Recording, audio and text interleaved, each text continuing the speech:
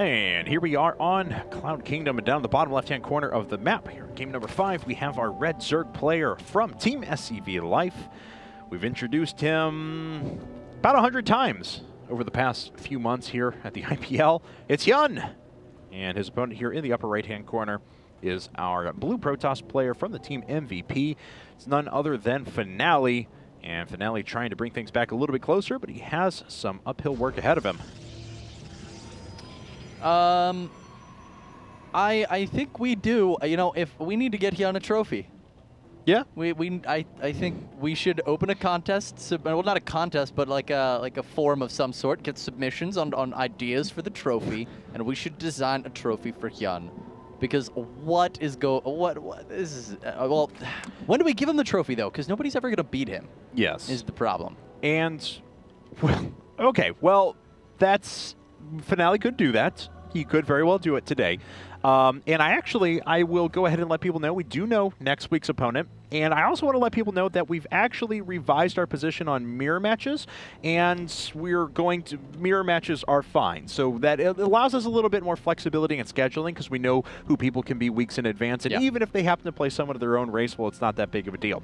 The winner of this match next week will take on 1-1-1-1-1-1-1-1-1 Star Tail Parting. So he's going to be the next contestant. The guy who said that he will not lose to Zerg players no matter what. He has an unbeatable all-in strategy. You guys can start hyping for that. We're either going to see a PvP with Finale and Parting, or we're going to see HyuN versus Parting. So I think everybody needs to go tweet that was just announced because I know, I mean, we were hearing it nonstop. People saying, get Parting versus HyuN. Get Parting, get Parting, get... Well, we got Parting. We listened to you guys. We got Parting. Yeah. All right. Well, Forge first once again for Finale. He's done that 3 out of the 5 games so far, but nothing else to really comment on at this time. HyuN was able to put down his expansion at a pretty normal time once again, which is interesting to note because about 4 or 5 weeks ago, because now we've seen the development of HyuN's strategies over the past couple of months, he always used to split out 2 drones, send 1 to the natural, 1 to the third. He never wanted to deal with anything. Maybe this is just a reaction to him knowing his opponent very well, or he's just given up on that because there's been nothing that's pressed him for any sort of need to do that. We see this time the Zergling immediately heading over to the third, and this is the adaptability that we were talking about from HyuN. Look at that. Oh, I just reacted to your probe that only escaped on the very, very edge of the perimeter of my vision. Awesome out of HyuN. I mean, I'm loving the quick reactions that we're seeing game to game out of this player. It's fantastic because so many, you know, after practicing, it's so easy to just get into the grind, get into the routine of what you're going to do every game. And I really now that we've touched on the topic a couple of times, well, actually only once, but I really think that's one of the reasons HyuN is just so dominant in these best of 9s. Yeah, we've never had a player who's better at adapting. We just flat out have not. And we've had some pretty staggering players that have participated in this. And I also want to announce that we're actually only about, I think, 4 weeks away from the 1-year mark in Fight Club.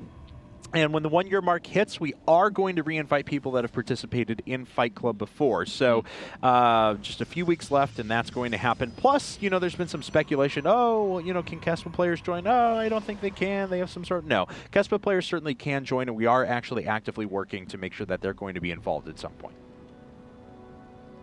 So looking now at us getting involved with this game, it's time to see what tech is going to come out of Finale. He's dropping down his 3rd and his 4th gas, but you know, he's pulling 300 gas at this stage. And that is a point where a Stargate goes down. Now, we've seen 5 different games from Finale, and we've seen 5 different gas timings. Game number 1, he waited on it for a long time, then put down 3 at the same time. We saw more traditional gas into very late 3rd and 4th in Game 2. We saw a game where he put down his 3rd and 4th gas at 5 minutes, 18 seconds. This one was about 5:40. This is pretty normal stuff. This is about as normal as a Stargate build gets from a Protoss player, but it's the first time that he's decided to kind of go down that route. Actually makes me kind of think we're going to see a conventional Stargate strategy instead of, for example, the one base forward array all in that he attempted to go for in Game 1 before he lost everything.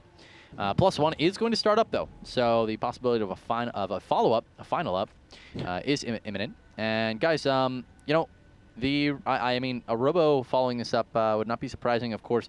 Cloud Kingdom, we have talked about it before. Great map to get some aggression. You've got a lot of attack paths on that, especially on that third. And with some proper posturing with your army, you can throw a Zerg opponent off base as to where you're going to be attacking from.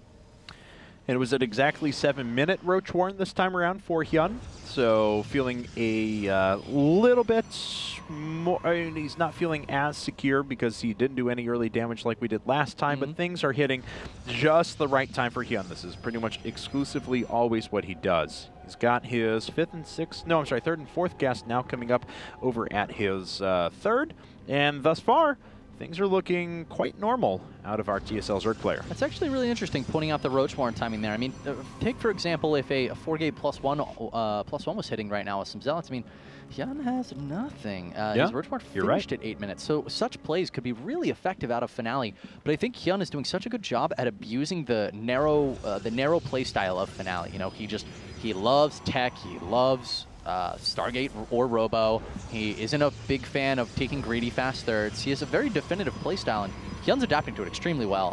I hate to use the word adapting again, but yeah, I mean, he's just doing a fantastic job of changing up his playstyle and really, you know, cutting corners where it's good to cut corners versus Finale, I think is good way to say that. Now the question is, did he just see those phoenixes floating on the very edge of his vision? It looks like he did. He has spore crawlers coming up. Now it's important to note that HyuN is actually doing the same thing he did in games number 1 and 3 when he got caught out, or when he caught his opponent in game number 1, but in game number 3 when it backfired on him, as he's making a ton of links here in the mid game. And if Finale decides to play a little bit more or a little bit less aggressive strategy, then he's actually going to be in a pretty comfortable spot. But as we can see, there's a lot of warp gates that are coming up right now. Going to be a total of 6, and already a few units are making their way inside of the natural. So there's a lot of roaches and zerglings bearing down, but thus far, Finale's been able to hold pretty well.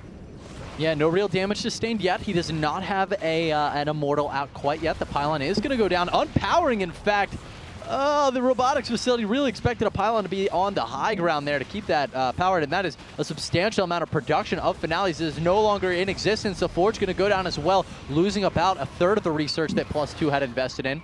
Money returned to Finale. Of course, he will be able to make units with that, but this is some serious, intense pressure right now coming out of HyuN. Yeah, I mean, until this pylon finishes up, and then this Immortal still has 40 seconds until it's finished. Unfortunately, Finale's going to be very weak up until that point. He does have a little bit of presence on his opponent's side of the map, but those Phoenixes are doing nothing, not even economic damage. Finale's force fields always just make me want to throw my hands up and cheer. It's just like, the roaches are going to... No, they didn't get away! Finale killing off a lot of roaches there, guys, as HyuN did try to pull back. So really nice place there. His third is now down. Some Lings and Roaches going to try to make a move in order to deny it, as a Scouting Ling does spot that it's in position. And here's where HyuN really wants to catch Finale's army out of position. We see Finale's moving back towards the natural. Now the units are coming into the third. Finale not going to be happy that his army wasn't there to reply. HyuN is committing to this. No, he's going to pull back, in fact, after getting just a couple of shots in there on the Nexus. All right, well, let's see here as the Nexus, yeah, I didn't take any sustain any real damage, just took shield damage, so that's going to be able to regenerate here pretty quickly. And now this is a little bit different situation than game number 3. Game number 3, HyuN decided to try and do damage at the beginning, catch a big army out, but because of the very nature of the map, Ohana, Finale was able to sit back, he didn't take any damage, and he was able to expand to his third and catch his opponent kind of with his pants down because HyuN wasn't able to tech effectively. Not the case in this game. Oh my god! Wow, okay, we'll talk about this real quick. Great force field surrounding all those units, and Finale gets an amazing engagement here. How many roaches are in there? There's like 13 roaches and like 5 Lings in this that are all going to die. Finale at 140 supply. HyuN down to just 110. Finale ramping up for a possible counterattack here. 9 Infestors on the way right now, though, for HyuN. He is really going to have to whip out all the stops here to stop this counter from MVP's Finale right now, who is poised to possibly take this game after an incredible trade. What I was about to say, man, was that HyuN had done economic damage at the beginning, so could have felt a lot more secure in teching here rather than being caught with his pants down. But after that engagement from Finale is in the driver's seat. He's going to shut down this base. The question is, will he shut down the third? We're about to find out. HyuN's Infestors are in position. His army is out of position, trying to contest with these Phoenix right now. They're just continuing to do a little bit of harassment as the 4th base is going to go down. Force Field's actually, Finale's just content to pull back, it seems. Takes out the 4th. And yeah, he's gonna pull out from here. And this is really, I mean, this is what you see in top-level play, guys. You know, a player who realizes that the advantages that you have now, if you use them instead, they can catapult you to even greater advantages later. And if you overextend, you can get caught with your pants down, as those Infestors would have been able to make pretty quick work of a good portion of Finale's army, especially with there being a lack of splash damage here that's able to deal with most of the Zerglings and Roaches that would be crushing in behind them. So Finale recognizes that he's done something pretty great. He's got his opponent on even bases. He's sitting and teching up. He's got Colossi on the way. He could go into his Templar play and establish a 4th base and just kind of slow play this out. Oh, beautiful read there from Finale, who's still up by 10 supply, mind you, but you know what? He wants to wait for that splash damage, Kevin. Engaging against a very potent composition such as Ling Roach Infestor is just so difficult with no splash damage to speak of. In fact, if not entirely impossible, unless you're sitting on a massive supply advantage. So Finale at this point, you know, he's got a Colossus, and he does have a supply advantage. So he should be able to secure this 4th. HyuN is posturing to try to, you know, kind of beat his chest and say, I'm not going to let you take this. But the reality is he does not have many upgrades in his favor, whereas Finale right now has +2. I'm actually surprised that Finale is so hesitant to attempt to take this expansion because he does have a really, really nice upgraded position. If there's anything that I can kind of critique from what HyuN's been doing this entire set, it's that he's been playing a very slow upgrade style of play, and it's actually kind of bit him in the ass a couple of times, if I'm honest. We see Adrenal Glands being researched at the same time that 1-1 is being started, or finishing up for ground units. And that's usually a few more upgrades that are in there. Now, of course, HyuN's been in a position where he's won purely on unit positioning and control rather than any sort of late-game engagement or anything along those lines. But now, Finale's in a pretty good spot. 2 Colossi, Fleet Beacon on the way. He's got a lot of splash damage. He's got a well-saturated 3-base setup going up to 4 bases. Things are looking pretty good for him.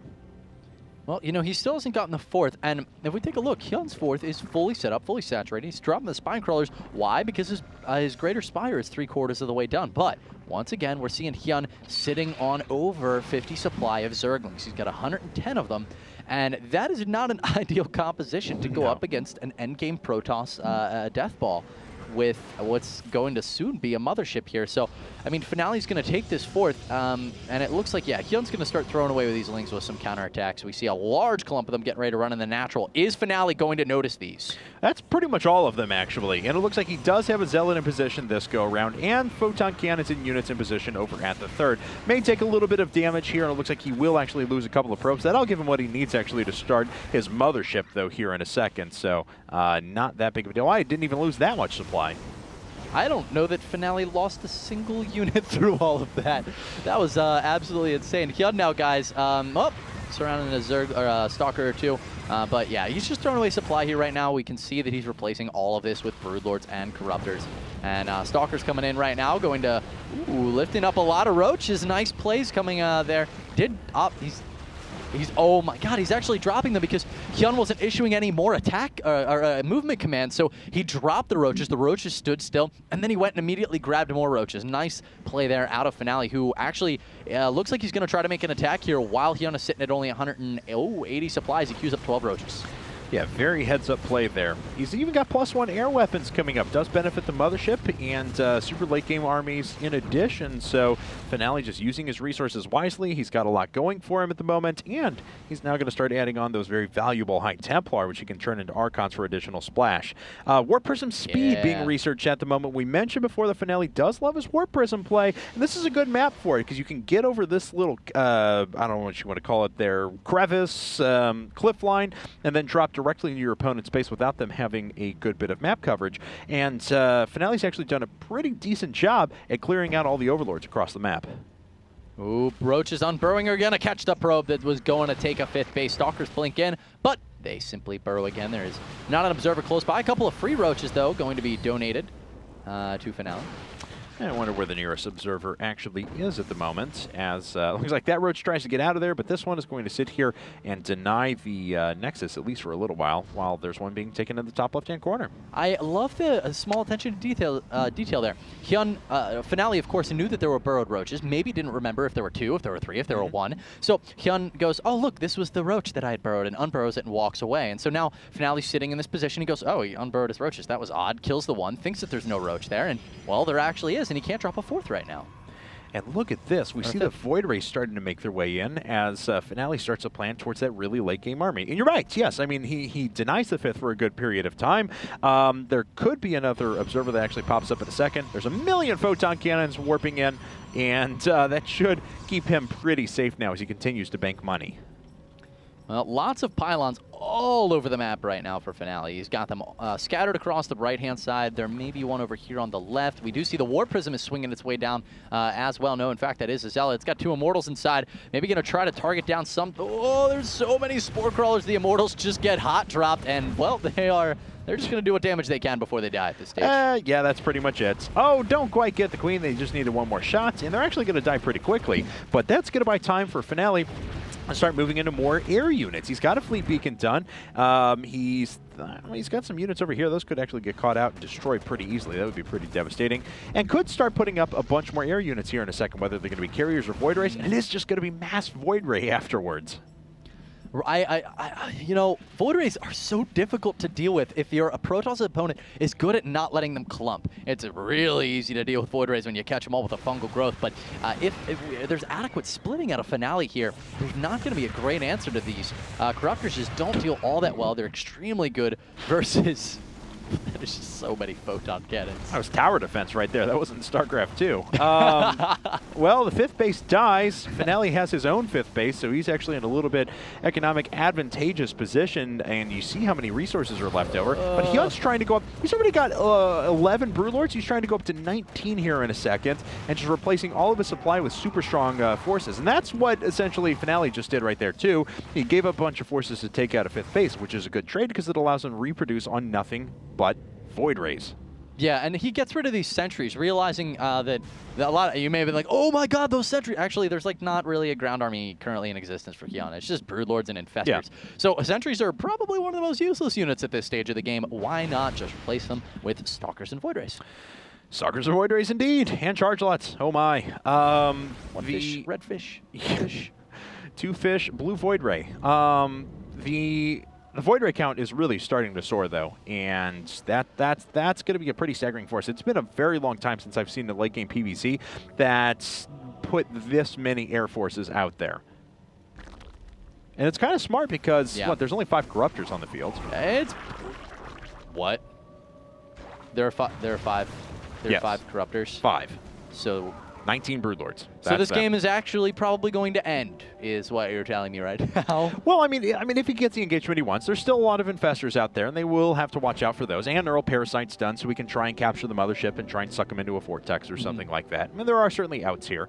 But Finale's just going a little bit different approach. He's banking on the fact that his opponent is not going to have an answer for these, and he's going to overwhelmingly win his first engagement. Any supply he loses, he can just put into charge lots and start pressuring bases. That's one of the things that's really upsetting me right now from HyuN is he's kind of just assuming his opponent's late game comp here. I'm absolutely stunned because he's been researching Overlord speed pretty much every game. He's making 6 Overseers right now. It's like it's not like he is not currently in possession of an adequate amount of scouting options.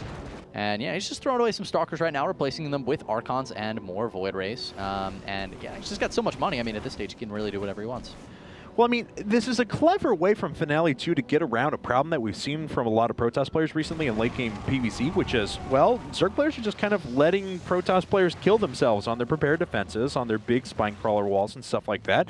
And Finale says, okay, well, I'm just going to go over the top of them then. And there's not much that you can do about that. So it's a very clever strategy, and still, HyuN has not been able to pick up on the multiple Stargates. I just had a huge point dawn on me. We haven't seen armor research this entire time. It's been shields. Yes. And you, of course, I was looking at shields 1 going, he's going for shields. He didn't research armor. The reason, of course, being, guys, shields help the air units as well. These are going to be 2/2 Void Rays, essentially. They're going to be firing down on the army of HyuN that is a lot of it been sucked in to the Vortex, perhaps. Yeah, let's see how much actually pops out here, because there's still a lot of Broodlords that are around the side, but the front line of Broodlords taking a little bit of damage, but they're able to escape with only a couple of those going down. It's going to be the initial follow-up to this that actually determines what the outcome is going to be, especially because the Mothership has no more energy. It wasted both Vortexes there. The Infestors are not able to get down the ramp, though, and most of the Infested Terrans are actually being stormed out down at the bottom. So Finale still has a lot of Void Rays available. He's really had nothing that's been able to combat them, but he didn't have enough ground forces to be able to fight back the wave of Infested Terrans that popped out from HyuN, who did actually carry about 27 Infestors into that, has 15 more on the way. That's going to bring him up to a total of 37 Infestors. Yeah, the Infestor count for HyuN just proving to be incredibly dominant, which is actually insane when you look at the number of Broodlords that are on the field, that he can actually have this many Infestors. But of course, with that many Infestors, you can kind of just spawn out Infinity Infested Terrans. Of course, the comp we were looking at earlier, I mean, at this stage, how do you kill this? Like, he can just make a ring forever of Infested Terrans that surround him. Yeah, I mean, look how much energy is still left. More Infestors are crawling across the map right now. All 38 are out on the map. 38 Infestors. Like, everyone was like, oh, wow, yeah, Lenok versus Life of the Week, and so many Infestors, yeah. blah, blah, blah. No, this is more than that right now. And he's making more. Nothing but Infestor Broodlord coming out of HyuN right now. What Finale really needs to base race, or just hope that the Infestors eventually run out of energy, which is not going to happen. No, I mean, look how much energy is actually still present in those. So this Mothership, I'm not sure where it's at. There it is. Still 15 seconds away from being able to get any sort of vortex going. So for the time being, Finale just needs to sit back and wait. But look how many Infested Terrans are dropping down. Incredible quantities is the answer to that question. Finale's base does fall. The Mothership has arrived, cloaking lots of units, but fungal growth catching so many of the Void Rays. You can see tons of Protoss, high-intensity laser beams flying everywhere, but it really doesn't matter. A massive quantity of units are captured here. Lots of Stalkers coming in as well. You can see the supply is falling at this stage for HyuN, currently down to 157, but he's got a huge bank up behind this. That's actually all the energy, though. Yeah, he's actually gone through it, and the Broodlords are taking damage because nothing can still combat against these Void Rays. They've done their damage, and unless a fungal growth actually reveals them, the Overseers are actually going to die very quickly, and nothing else is going to be able to detect those. So believe it or not, Finale comes out of that massive engagement with 100 supply advantage, and HyuN, even though he's making 72 lings right now and he did damage to his opponent's base, really doesn't have an ability to come back against this. What? This is insane right now. Finale, guys, at 190 supplies, now counterattacking. HyuN actually did run out of what seemed to be an infinite amount of energy. GG. Going to fall down for HyuN the entire time, by the way, not making anything as his supply was falling. Made nothing whatsoever, kind of just hovering around 150 throughout that entire engagement. And then his whole army died, and I was looking at his production tab, and he's at like 80 supply, and I'm looking at him like, Kevin, he's not making anything. He's got +3 weapons. He's got +3 ranged weapons researching, but that was it. And then it made a bunch of corruptors, I guess. But wow. Yeah. Finale actually, I mean, we thought that strategy was going to work really well initially. And then it didn't appear that it was working. And then it worked. Yeah, well, he gave up a lot of ground there, and there were a lot of Infestors, and there was the potential. Infestors are obviously a very tricky unit, because if you miscontrol them, you just threw away thousands of resources for really no gain. If you get them perfect, though, and you can walk them up so that the Broodlords are the ones that are taking damage, and you chain fungal over and over again, well, then you're doing more damage than almost any other unit in StarCraft can actually dish out. So they're actually quite good if you can handle them expertly. HyuN, a little bit of miscontrol and just kind of a bad position, and Finale engaged in a really nice spot when all of HyuN's forces were kind of just clogged up in that choke point, and Finale was able to sit at the back and just have a nice concave with the Void Race over the top. So kind of a crazy game number 5, but it does end up going to Finale, who's now just one game away from tying things up again against HyuN. So there we have it. HyuN is still looking good, but the HyuN, it's easy looking back in retrospective, but it was actually really hard to analyze.